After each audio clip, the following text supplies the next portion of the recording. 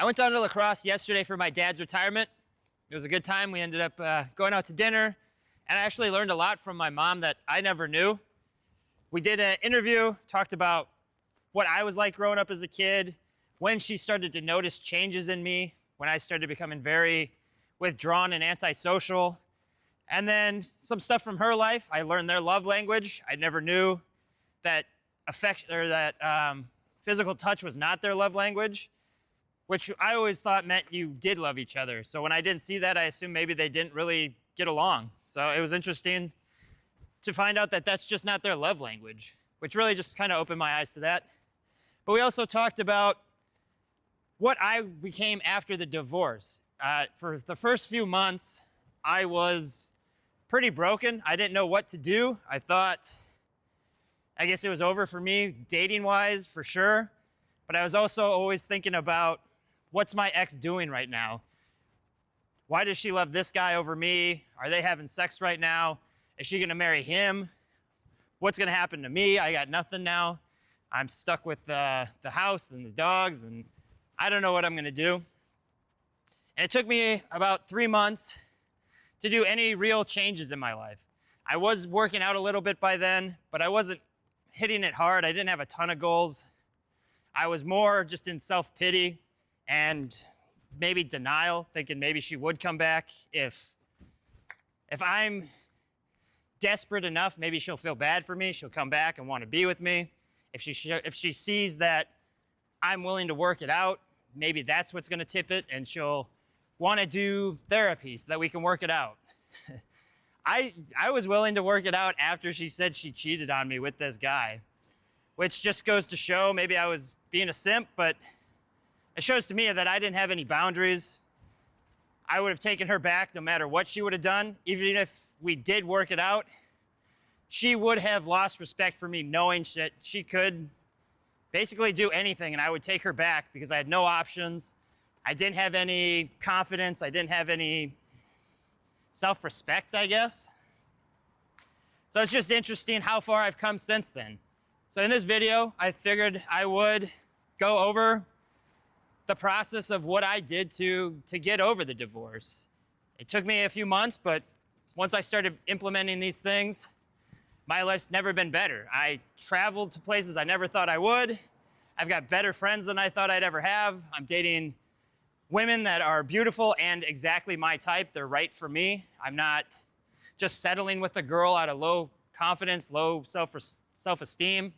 I'm dating girls because I like hanging out with them, and I can see that we get along together. I don't see a lot of red flags like I did with my ex.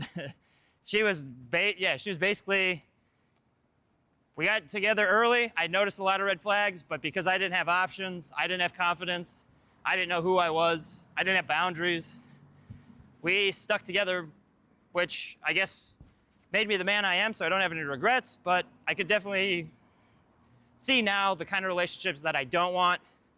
And now that I've implemented these things, I'm actually getting much more higher quality girls that are a great fit for my life. So the first thing that I did 3 months after the announcement that we were gonna get divorced is I had to accept it. I had to accept that no matter what I did, she's not coming back.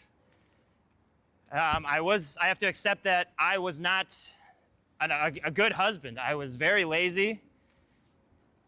I can see why she wouldn't be attracted to me. I'm playing video games all day. No real emotional control. I would get upset and then just not talk to her. I was overweight, no ambitions, no goals. My whole thing was, I guess, just work, come home, play video games, do the same thing. We didn't have any trips planned. We didn't have any adventures planned. So I had to accept that I was a bad husband. The relationship is over. She told me she doesn't want to do therapy. She doesn't want to work it out. So I have to accept that she's not coming back. And then I also had to accept that I can change. It is possible. I am where I am now, but that's not where I have to be. I have to accept that I'm going to have to do some hard work. I'm going to have to make changes. I'm gonna have to take steps to become a different man if I want to attract higher quality women. I'm not gonna just attract quality women because I'm divorced now. I have to attract quality women by becoming a better version of myself. So acceptance was the first step, just realizing what I'm doing wasn't gonna work. I am where I am because of the things that have happened over the last 12 years. There's nothing bad about it. It's just what it is. All these steps led to where I was, but accepting where I was gave me a chance to move forward and to grow. The next step is I had to appreciate the benefits of what was happening. First few months was very tough. I couldn't eat, didn't really sleep. A lot of mental energy wasted just wondering what she was up to, why she was so happy with him, yada, yada, yada.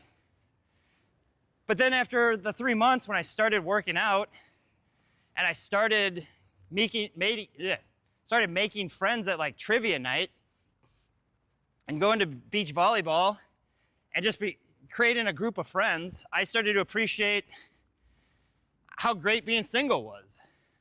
I was able to make the friends I wanted. I could go out on the weekends as long as I wanted. I didn't have to check in with anybody. I took trips to Britain, to Mexico. I started traveling and expanding my horizons. I didn't have to check in with anybody. I didn't have to come home from work and just make somebody else happy, make dinner for them, whatever. I just started to appreciate honestly how great things could be as being single. It's given me a chance to improve myself without getting guilt tripped into working out. I'm not being told that I'm gonna cheat on somebody because I stayed out late or that I'm exercising today. I can work out as often as I want, whenever I want. And the appreciation just helped fuel me for setting new goals, because now that I'm free and I appreciate all the benefits that come from it, I'm able to start thinking what else is possible for me. The third step that helped me recover after the divorce was getting rid of all these attachments I had. I had attachments to being the good guy, to always being a good husband. Whenever we would go out to, say, volleyball or a social event with coworkers, everyone would always say how happy we seemed, what a great couple we were. And I had to get rid of that attachment that I was actually kind of a perfect husband. I provided for her. We seemed happy enough in front of others. I had to get rid of the attachment of just being a married man in general, because now I was single. I had to let that all go. I had to get rid of the attachment of the place that I was living. I knew living in Wisconsin, I probably was gonna have a hard time finding somebody who was a match for me. And it's not that they're not in Wisconsin, it's because if I stayed in Wisconsin, I would not have grown into the person that I've become. My experiences leaving have made me, I'd say, much more valuable as a man. Wow, there's a ton of bugs.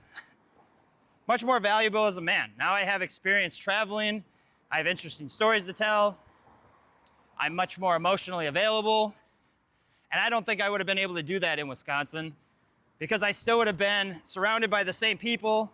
There was not a lot to do. So I imagine my weekends would have been going to the bar to try to meet somebody. And then because I'm drinking every weekend at the same bars, I'm probably just gonna settle with some girl. So I had to get rid of all these attachments to the town I was in, to the job I had, to just the ideas of how good of a husband I was and what kind of man I was.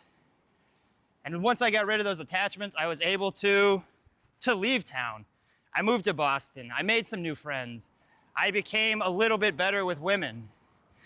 Then I decided to get rid of my attachments to Boston and move to Vegas. And from there, I built even higher friendships and became an even better version of myself. I started pushing myself even harder with the workouts, with the career. And it all started by just getting rid of that attachment to stay in one spot. I think that helped me make a huge difference. The next important step is forgiveness. Forgive yourself for where you are, things that led to these events. I know I made a lot of mistakes as a husband, as a provider, as a friend, as a son, as a boyfriend. Like, I've made plenty of mistakes, but I had to forgive myself for that. I didn't know what I didn't know. They say everybody's just doing the best they can in that moment. And I feel like that's what I was doing. I wasn't intentionally trying to be a bad husband. I just happened to not have a lot of male role models in my life that pushed me to do better. So I was just doing the best that I can. I also had to forgive her. Well, what she did was, I had to forgive her for that. It's not anything that is bad. It ended up being the best thing that could happen. I had to forgive her for some of the red flags, the jealousy, the manipulations that I mentioned in a previous video. I forgave her for that. Holding a grudge isn't gonna help me move on in any way. I read an article from Dear Abby yesterday. A man was going to his daughter's graduation and he refused to go because her mother would be there. They got divorced, 10 years ago, so he's still holding this grudge of not being able to go to his daughter's wedding or graduation because his ex would be there. And I was thinking while I'm reading this sounds, one, very childish. Like, you're a grown man, you can't forgive somebody and be around them for your daughter. This event's not about you anyways. So holding that grudge it's hurting him. It's not affecting his ex-wife. She's moved on, she's got a husband or whatever. Him holding this grudge is not helping him in any way. And it's actually making him look, to me, kind of pathetic, but I'm sure in his daughter's eyes, she doesn't want to have to, that's not a very masculine trait to tell your daughter you can't go somewhere because you might run into her mother. Like, get over it, forgive. If you can't forgive, just man up and go to the event and deal with it. I don't know. But I thought that was interesting. So forgiveness, forgive yourself for where you are. Just know that you can become a better version. You've made mistakes. That doesn't define you as a person. You can become a better version of yourself and remedy these mistakes. Forgive her. Forgive your parents. I forgave after talking to my parents yesterday, I actually learned a lot because I never was open with them. I was never open with anybody. Started shooting these videos and I've started to be more open with just the people in my life. And I learned about their love language. I learned why they had me arrested. I learned what they were thinking while I was growing up. And I was harboring these things for years, not really forgiving everything. And now it's just detrimenting to myself. Nobody knows that you don't even have to tell anybody if you forgive them. Just forgive them, get it out of your mind, move on, and who knows what's possible. But holding a grudge is just gonna hurt yourself.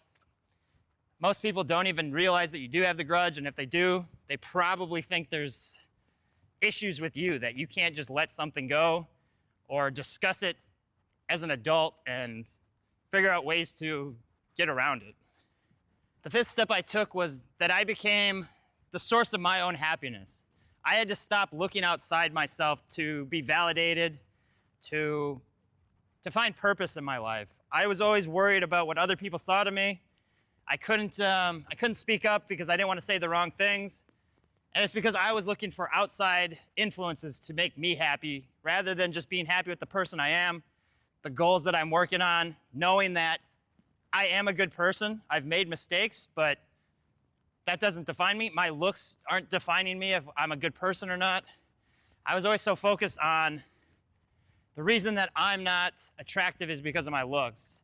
It was always an outside factor, never looking at myself internally. What can I do to improve myself that I am more attractive? Very much blaming others for not giving me enough, not knowing how to improve myself at the time. And I still do struggle with this to this day. I still have a lot of need for outside validation. It's something I've been working on. I don't know what necessarily keeps me from needing that. I am taking steps to improve that. Eating healthier, I think, will be a big difference. Working out still. Just sharing my vulnerabilities makes it kind of connect with other people also, knowing that they face the same issues. But once the marriage was over, I realized that I couldn't focus on my ex to make me happy. I was alone. I didn't have anybody to make me happy. I had to be happy with myself and the journey that I was on. I was very excited to get out of Wisconsin and to just find who I was and to become a better man than I was. Zig Ziglar says something which I found interesting. Somebody asked him if he was always so happy. And he just said, yeah, I decided today I was going to be happy. So every day he just makes a conscious decision to be as happy as he can because it's something that you do control. If you think about it right now, could you make yourself happy right now? If you absolutely had to, gun to your head, could you be happy about something? And I would think the answer is yes. So knowing that, there's no reason that you can't be happy just with yourself. You don't need external factors. It's something still working on, but it was a big shift for me after the divorce because prior to that, I was all about external validation. Everything I did was something else had to make me happy. I could never just be happy. I could never just give my value to people. I wanted them to give value to me. And it's an important step for me. Now that I accepted what was happening with the divorce, I had to accept my wife is gone. It's over. I have to move on. I appreciated where I was, what was possible, where I was going to go. I was able to get rid of a lot of attachments, being the nice guy, the best husband, looking so happy with my wife. I was able to get rid of that. I forgave myself. I forgave her, forgave my parents, forgave a lot of people. And then once I learned that I had to do things just to make me happy, I couldn't look to outside forces. It was time to create a vision for the life I wanted. I started making goals. I started having reasons why I wanted to move on after the divorce. I started setting goals on fitness, just health in general.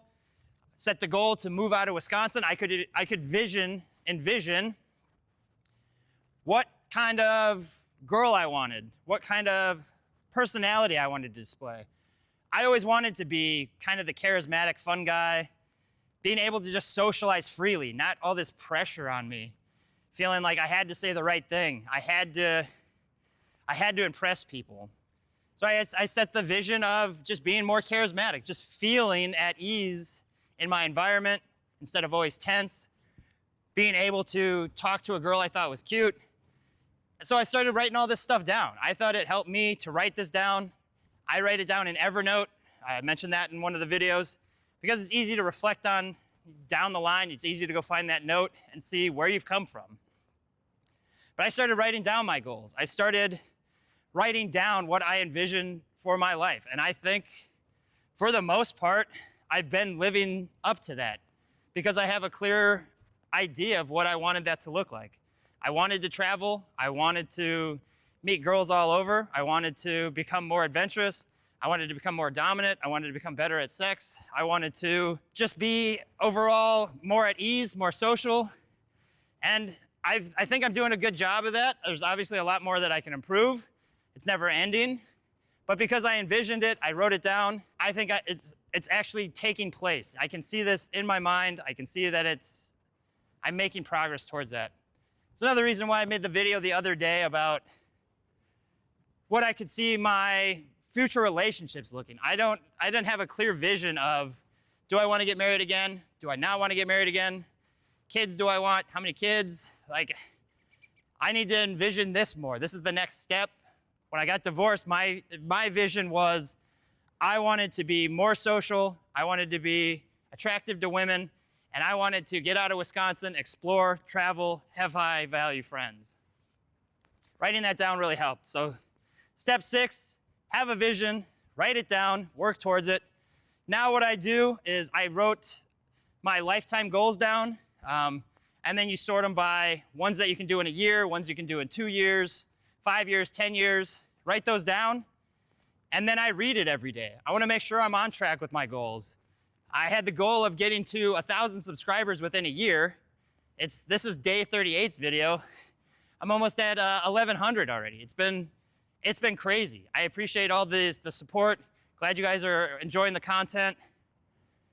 But by reading my goals every day, I can see that I'm making progress. It keeps me focused on my goals. For a long time, I would write my goals out and then I would never look at it again. And so for many years, I had the same goal 5 years in a row, never making progress towards it, never really enacting on it. So having a vision, writing down your goals, next step. After you have your vision, you know what you want, you have to build a plan on how you're gonna get there.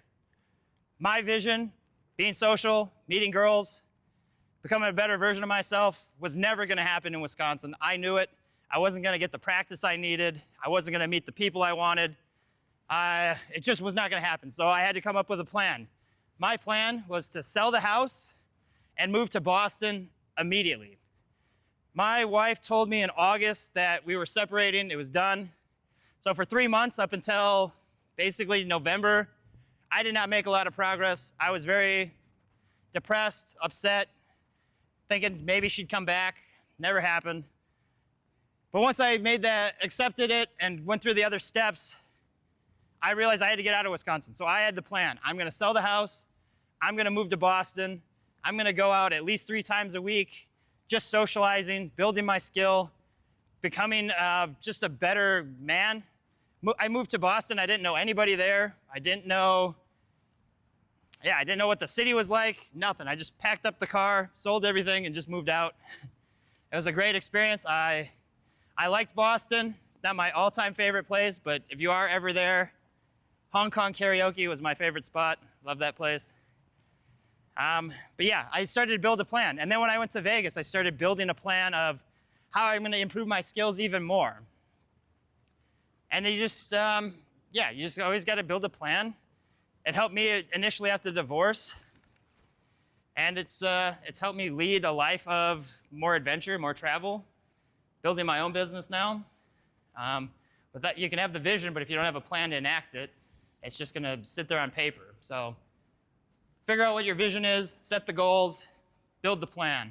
Another step that helped me after the divorce, probably not the biggest thing that I've done, but it was very beneficial. I read the book, The Power of Now, and it talks about how you can't control anything. The present is where everything is. You can look back on the past, but there's nothing you can do to fix it. You can learn some lessons from it, and once you learn that lesson, just drop it. There's no point in dwelling on the past. No one knows what the future holds, so there's no point of worrying about the future.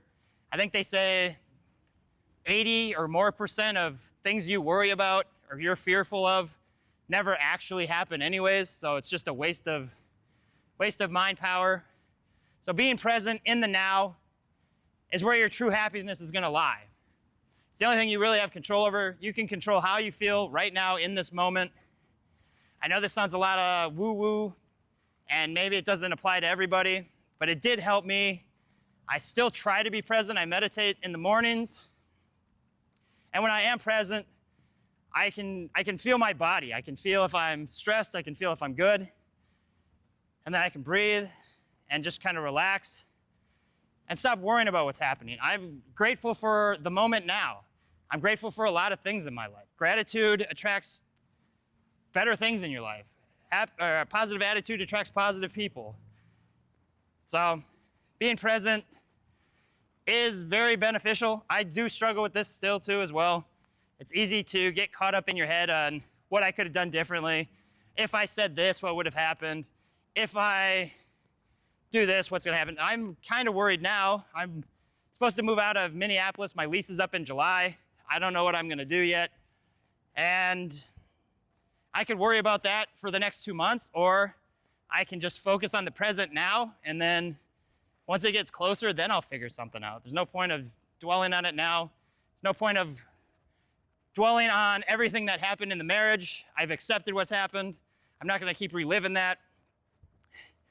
I used to focus on their future.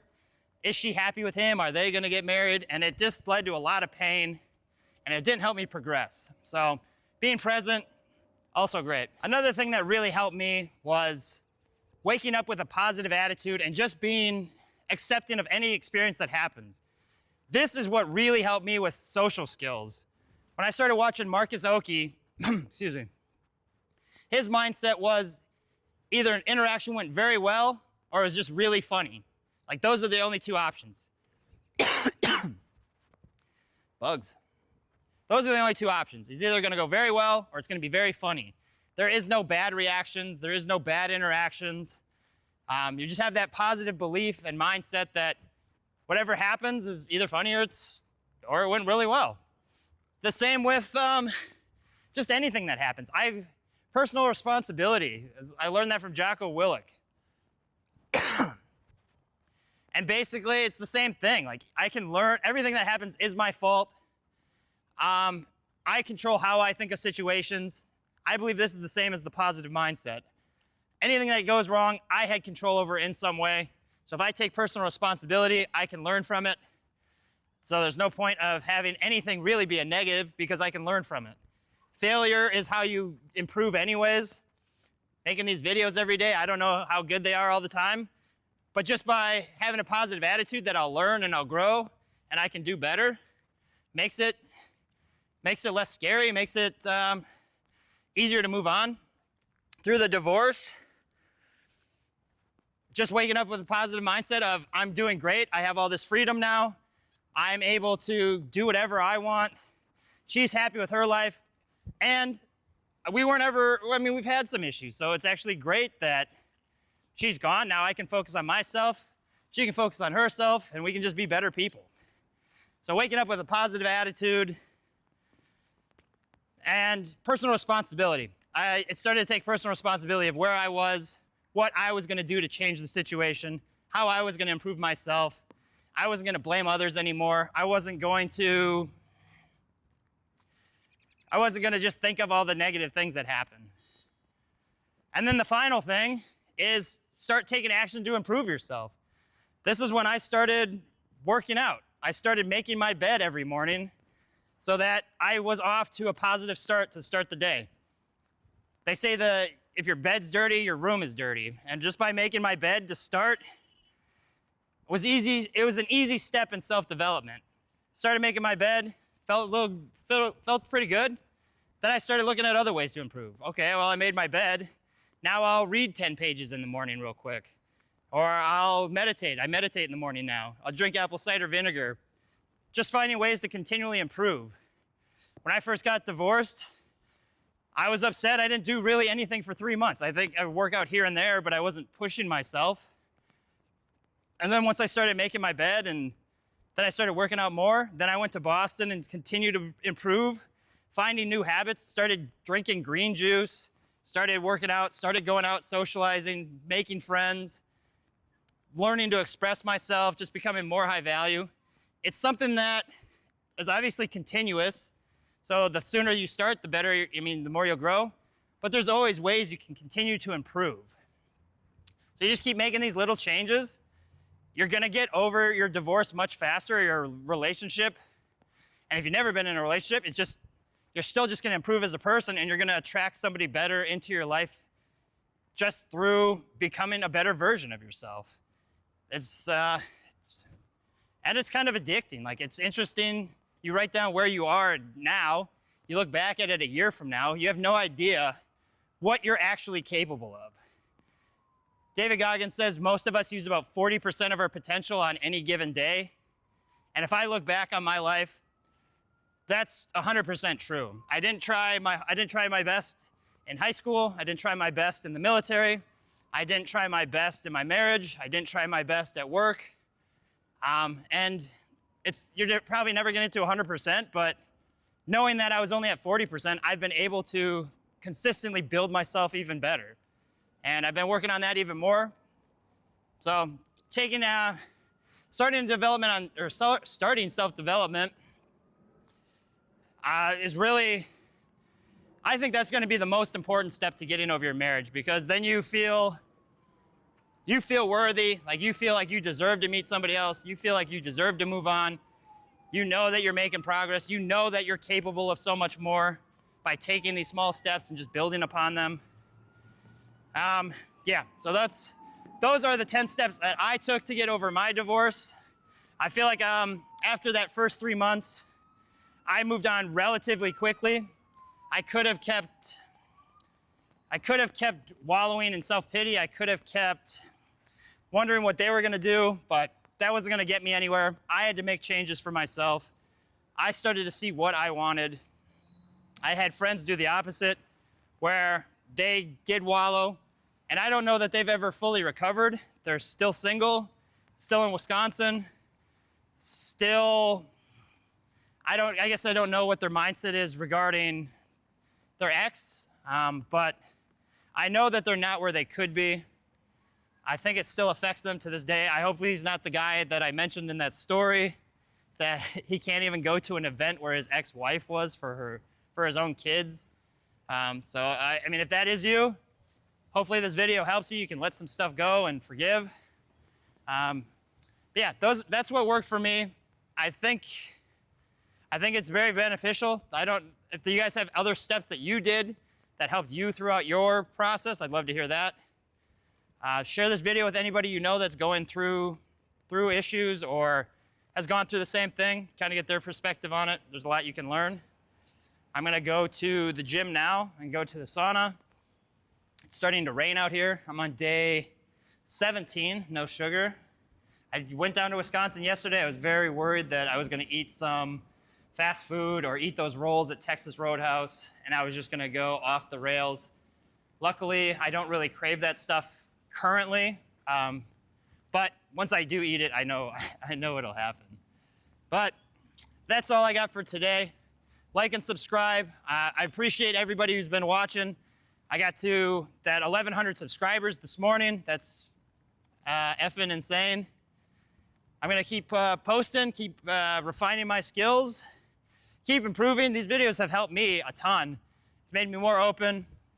It's made me more motivated because I don't wanna let anybody down. I don't wanna say I've lived this awesome life and then revert back to being the guy I was. So it's pushing me to get back out there. For a couple months in Minneapolis, I started coasting. I was kind of lost on what I wanted to do next. I was editing videos for the online dating accelerator YouTube that we got. And it just didn't resonate me because I wasn't really part of the process. I was just editing the videos. And this, I feel, is more my calling. I feel like I have a lot that I can share that I think resonates with a lot of you guys. I want to help. I want to spread value. And if you're looking for any help with that, I mean, I do feel like my dating life has been pretty good. Send me a message in the comments and I'll give you any advice I can. I'm starting to ramble now, so I'll end it there. We'll see you tomorrow.